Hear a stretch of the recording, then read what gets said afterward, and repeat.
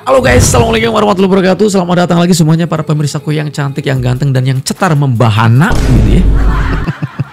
Gimana kabar kalian ya? Mudah-mudahan teman-teman yang nonton video ini selalu dalam kondisi sehat walafiat, dan insya Allah kalian semua dijauhkan dari kata sakit. Amin guys ya. Nah, topik yang pertama kita akan mengupdate mengenai laporan dari Nikita Mirzani ya, atau bisa dibilang serangan balik lah gitu ya. Ini seru sih ya. Kira-kira seperti apa? Udah dengar dari pihak sana, kuasa hukumnya itu diwawancara nih. Gue penasaran kira-kira responnya seperti apa. Lalu topik yang kedua adalah mengenai persidangan Iza Zega yang menurut gue haruh gitu ya. Kalau orang Sunda bilang mah haruh dalieur amat gitu ya. Kenapa gue bilang lalieur gitu guys? Nah ini dokter Andreas gitu, kenapa jadi saksi? Dia sepaket datang sama pengacara. Mudah-mudahan nanti ada akun TikTok yang membahas mengenai persidangan Iza Zega tadi siang. Biar seru aja sih gitu ya. Langsung aja gas, kita menuju TKPN play. Kalau NM ini dipuja-puji bagaikan raja atau ratu, luar biasa. Menurut aku kak, apa yang kak omong itu percuma. Iya. Tapi sebelum mohon izin sedikit sih kak ya. Oke, siap bang. Karena kak mau ngomong apapun, para pendukung ya itu tetap membelanya. Iya beneran gue bilang. Capek kak ngomong ini itu. Oke. Tapi tetap aja aku tetap dukung gitu lah. Dia pahlawan skincare. Karena gini kayak ada temen aku gitu ya. Disclaimer dulu. Temen aku gitu juga itu. Ya ngomong gitu. Apapun Wak bilang, aku yang penting dukung NM gitu lah. Artinya udah saklek kali ya. Ya jadi kak capek lah aku bilang. Bilang kak udahlah, udah capek kak jelasinnya. Tapi aku mau ngomongin, aku lagi jogging juga ini di kuburan Cina. Kalian tengok kan? Ngeri kali ya bang nih jogging di kuburan Cina. Juga lumayan rame kalau pagi. Yang jogging, yang olahraga gitu. Iya. Ya, gitu aja kak ya pesanku ya. Udah. Biarin aja gitu ya. Biarin aja. Capek kita jelasin. Silakan laporkan. Jadi jangan ngebacotnya di media sosial gitu. Jadi sudah kita. Halah, ngedabrus. Disemprot. Kalau nggak ada yang ngebacot di media sosial, mana kita tahu produk klien lu itu overclaim. Nah lo. Kalau nggak ada yang ngebacot di media sosial, mana tahu kita kalau produk overclaim itu adalah bagian dari tindak penipuan. Nah lo. Kata Badan BPOM. Ngedabrus saja. Set. Pengacaranya DRG dibilang ngedabrus. Ini nama akunnya Aisyah Bigs ya. Sekalian bisa kepoin ya guys ya. Bu FS emang boleh ya jualan skincare yang belum ber-BPOM? Ya, BPOM lah gitu ya. Susah banget ngomong BPOM ya. Teliti banget ini apa. Ini udah dicobain semuanya. Alhamdulillah cocok. Ini tinggal aku approve atau nggak approve dari dokterku ya. Bukan dari orang lain, aku mah nggak dengi orang lain. Aku approve dokter Rudi, boleh bu, ini sudah bagus. Yang lagi dipilih. Parah sih lu, nepos, parah. Keuntungan lu giling banyak banget, yang lu jual gua nggak ngerti lagi apa itu ya. Bukan racun kali, udah segala macam yang lu jual itu. Isinya polosan, guys, polosan. Ada skincare polosan Bepom. Oh, yang di mejanya yang waktu pertama itu ya. Menjual, mendistribusikan, merekam, langsung ditampilkan. Boleh nggak sih polosan? Boleh nggak? Melanggar nggak sih? Coba segitunya mau cari untung. Kesempatan ya, mumpung lagi rame ya, mumpung lagi rame perskincarean, kesempatan biar promosi gratis, mau untung banyak. Kenapa? Udah capek nganggur, udah capek bual-bual, udah nggak mau bual-bual. Tunggu Niki keluar, baru bualan lu dihajar sama dia. Baru terpikir juga sebetulnya, betul pula kata ibu-ibu satu yang di TikTok itu ya kan. Kalau seandainya owner-owner skincare itu merasa bener produk mereka bener, terus nggak overclaim gitu kan, tahu-taunya barang mereka di pasaran overclaim gitu kan, harusnya mereka nyerang pabrik ya kan, bukan nyerang doktif ya kan. Berarti kan memang benar barang mereka itu overclaim gitu kan. Kok jadi malah nyerang doktif, nyerang Nikmir ya kan. Ya logikanya kayak saya lah, saya pesan barang sama toko A. Tiba-tiba si toko A beli mensuplai barang sama saya itu barangnya nggak bagus, ya kan? Nggak mungkin saya mau nyerang orang yang komplain sama saya. Pasti saya serang toko itulah. Kenapa? Kau belikan barang nggak sesuai saya minta, itu kan? Oke. Itu juga lah ya kan. Udah lah Bu, sama-sama tahu lah warga Indonesia udah pintar lah kayaknya. Karena sesimpel itu kali ya. Sesimpel itu gambarannya gitu ya. Intinya pengacara nih. apa yang berada di media sosial kami belum bisa menanggapi itu, karena pada intinya secara resmi dari pihak kepolisian ya, baik Polda Metro Jaya belum menyampaikan apapun atau surat panggilan apapun terhadap klien kami terkait laporan tersebut, dan kemudian memang kami juga belum mendapatkan surat kuasa dari klien kami untuk melakukan pendampingan terhadap laporan itu. Jadi sehingga kemudian supaya ini tidak menjadi blunder, ya kami berpendapat bahwa yang dilaporkan itu bukan klien kami. Ya karena dalam laporan itu jelas dikatakan dalam proses lidik, dan kemudian kami perlu sampaikan bahwa intisari dari pasal 31 dan 32 itu adalah terkait intersepsi dan penyadapan dan bukan rekaman. Ya, dia masih kekeh ya, penyadapan dan rekaman itu beda ya. Pihak mereka masih santai karena dianggapnya laporan itu bukan menyerang terhadap kliennya, kata pengacaranya tuh. Jadi mungkin dianggapnya masih santai-santai aja. Nah, ingat ya, tanggal 16 April ini sudah tanggal 22. Berarti sudah berjalan kurang lebih 1 minggu. Oke, kita masih tunggu ya teman-teman ya perkembangannya. Oh, jadi gini guys ya. Untuk kasus yang di Jakarta Selatan, si Sahrul, ya, penistaan agama, ya, itu secara hukum tidak bisa dilanjutkan. Kenapa guys? Karena memang dia sudah merubah alat kelamin. Gitu. Jadi si penista agama ini sudah merubah alat kelaminnya, jadi merubah kodrat dari Allah. Jadi dia merasa emang dia bisa ngeprank Gusti Allah di tanah suci. Oke. Gitu ya. Jadi memang kasusnya nggak bisa berjalan guys yang di Jakarta Selatan. Dokter berduka cita, innalillahi wa inna ilaihi rajiun. Manusia laknatullah si Sahrul ya, dia tidak bisa dilanjutkan prosesnya karena ya dia KTP-nya udah menjadi wanita. Tapi nggak apa-apa, dokter berharap di kasus ini dia kena, ya. Di kasus ini dia kena, gitu ya. Kita sama-sama istighfar, Allah yang akan jatuhkan nanti hukuman ke dia, ya. Dan siksa Allah itu adalah pedih. Jadi Sahrul, insya Allah kamu kali ini nggak bisa lolos, ya. Jadi nggak bisa jalan guys, gitu. Ya mau gimana lagi, ya kan?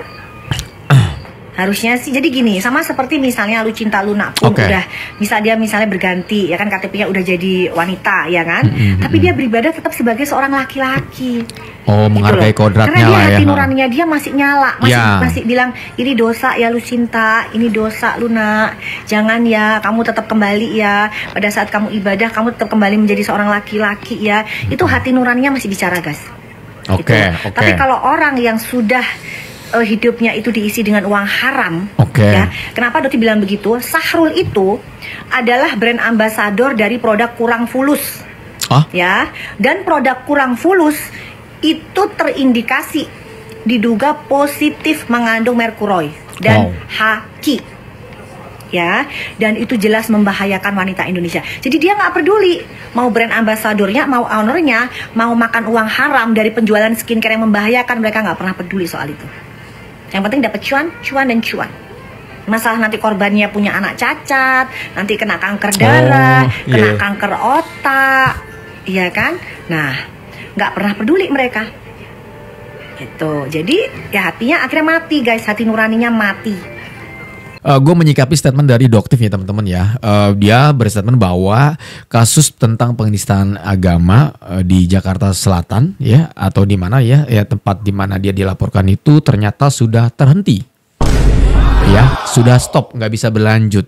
Karena mungkin secara hukum bahwa memang dia kan sudah sudah berganti kelamin ya, dari laki-laki menjadi seorang perempuan. Yang artinya ya mungkin dianggap sah, mungkin ya. Tapi gue nggak tahu ya. Ini secara hukum. Ya karena buktinya terus sudah terhenti. Ini informasi dari Doktif ya. Tapi mengenai kebenarannya kita belum menyatakan ini 100%. Tapi biasanya kalau Doktif kalau dapat informasi suka akurat sih. Kita akan coba dengarkan ini radar seleb ya. Biasanya dia meringkas atau merangkum guys ya. Kita coba play. Ada pemandangan ganjil dalam kasus hukum yang sedang berjalan. Saat publik menanti keadilan ditegakkan, justru terlihat barisan yang kompak membela tersangka. Dalam hal ini, Isa Zega yang sudah jelas-jelas ditetapkan sebagai tersangka kasus pencemaran nama baik. Oke. Dan kini, satu nama baru muncul ikut masuk ring. Nah, Dr. Bokir alias Andreas Situngkir. Ia pernah terlibat konflik panas dengan Doktif gara-gara produk etiket biru ilegal yang ia jual. Bukannya mengakui kesalahan, Bokir justru balik melaporkan Doktif dengan tuduhan pencemaran nama baik. Ntar, Tapi, kenapa sih dia dipanggil B tadi? mengejutkan, sekarang dia justru berbalik membela Isa Zega yang notabene terlibat dalam kasus serupa. Kasus yang sudah sampai tahap persidangan pembuktian isi konten dan pernyataan Isa Zega. Iya, pembuktian ini. Tapi kan entah final kenapa, ya. Bokir tiba-tiba ikut hadir dan disebut sebagai saksi. Pertanyaannya, apa hubungan Bokir dengan isi konten yang sedang diuji di persidangan hari ini? Kasus pencemaran nama baik antara Isa Zega dan Shandy Purnamasari akhirnya memasuki babak pembuktian yang tak bisa diremehkan. Dan dari balik meja persidangan, satu persatu fakta mulai terbuka. Kali ini, yang bicara bukan netizen, bukan fans, bukan haters, tapi saksi ahli linguistik forensik yang paham. Bahasa bukan sekadar alat komunikasi, tapi juga bisa jadi senjata. Sang saksi menjawab semua pertanyaan dari kuasa hukum tersangka, tegas, detail, dan berbasis ilmu. Ahli orang harus ada spesifik. Kalau semua orang bisa dipidanain. Unsur-unsur yang tercantum secara eksplisit itu harus dapat dibuktikan secara terbuka melalui materi baru kemudian dapat dikualifikasi sebagai pertanggungjawaban yang bisa dimintakan terhadap pelanggaran norma pasal yang dilakukan. Si sound the ship lah gitu ya, Sandi aja deh. Sound the ship yang disebut Isa Zega secara linguistik, secara kontekstual, dan secara implisit jelas merujuk ke Shandy Purnamasari. Tanpa harus menyebut nama, siapa yang dimaksud bisa dibuktikan melalui struktur kalimat, konteks unggahan, dan rangkaian konten digital. Poin-poin krusial yang dibongkar di persidangan antara lain, kata-kata plesetan dalam video bisa mengarah pada orang spesifik tanpa harus menyebut nama. Konten tersebut didistribusikan ke publik melalui media sosial. Ada muatan penghinaan, fitnah, dan ancaman dalam video tersebut bukan cuma hiburan atau ekspresi bebas. Dan inilah fakta yang sering disamarkan. Sayangnya, hukum tidak menilai niat dari suara tertawa, tapi dari struktur, makna, dan dampak. Karena memang menyamarkan hinaan lewat karakter kartun bukan seni. Itu strategi. Dan hari ini, strategi itu runtuh di depan hakim dan ahli bahasa. Kelar. Semua terbukti, unsur pidana terpenuhi. Kata yang dulu dijadikan senjata, kini balik menyerang pemiliknya. Kalau niatnya bercanda, kenapa semua saksi justru sepakat ini bukan lelucon? Karena di ruang sidang lucu tak berlaku. Yang dicari hanya satu, kebenaran. Oke guys, di sini ada dua konten, semuanya sama-sama diupload dari Radar Seleb ya. Kalian bisa nonton kalau mau nonton secara full. Yang pertama, di konten yang pertama itu pembahasannya adalah mengenai Dr. Andreas yang digadang-gadang katanya adalah sebagai saksi kunci ya, sidang terakhir atau pembebasan dari Isa Zega. Yang keduanya adalah mengenai ahli forensik atau ahli bahasa. Oke, kita akan bahas yang pertama dulu nih teman-teman ya. Di awal video, gue sempet singgung juga bahwa apa sih hubungannya Dr. Andreas yang tiba-tiba datang ke sana menjadi saksi kunci atas kasus dari Isa Zega dan juga Mbak Sandi. Kolerasinya apa gitu? Kalau mungkin sekedar mendukung, oke gitu. Tiba-tiba dia datang jauh-jauh dari Medan ke sini, tempat persidangan ini di Jawa ini, dia menjadi saksi kunci. Gue kaget gitu, beneran jadi saksi kunci gitu ya. Terus hubungannya apa gitu ya. Udah itu satu paket sama pengacaranya lagi gitu ya. Dan itu dibangga-banggakan oleh Isa Zega. Oke, gak jadi masalah. Karena mungkin beranggapan bahwa ini menjadi sidang terakhir gue gitu ya. Kalau gue bisa lepas dari semua apa yang saat ini gue terima gitu ya. Ya karena hadirnya seorang Dr. Andreas menjadi saksi kunci. Tapi ternyata para pemirsa, ketika dia sudah senang bahwa ada saksi kunci dan juga ada timnya dari Dr. Andreas yang datang bersama pengacaranya, tiba-tiba justru pihak persidangan mendatangkan ahli forensik atau ahli bahasa. Boom! Melempem. Apes. Dipikirnya ketika mendatangkan Dr. Andreas ya dari Medan, dia akan bebas gitu. Tapi jujur ya, memang kita belum tahu nih endingnya kira-kira kayak gimana sidang ini guys. Cuman menurut gue tuh lucu banget gitu ya. Ya, saksi kuncinya kok tiba-tiba seorang Dr. Andreas gitu ya. Yang secara kolerasinya apa, hubungannya apa. Kenapa nggak sekalian aja Dr. Richard gitu suruh jadi saksi kunci.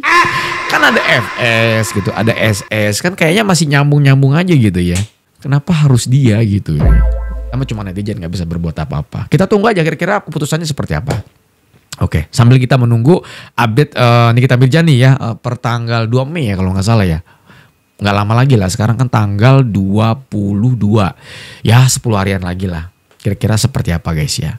Oke gitu aja teman-teman. Mungkin dari saya, mohon maaf kalau ada kata salah. Dan sekali lagi sumber-sumber video yang gue bahas kalian bisa follow-follow. Atau kalian juga bisa cek langsung sumber videonya ya. Saya undur diri pamit. Assalamualaikum warahmatullahi wabarakatuh dan bye-bye.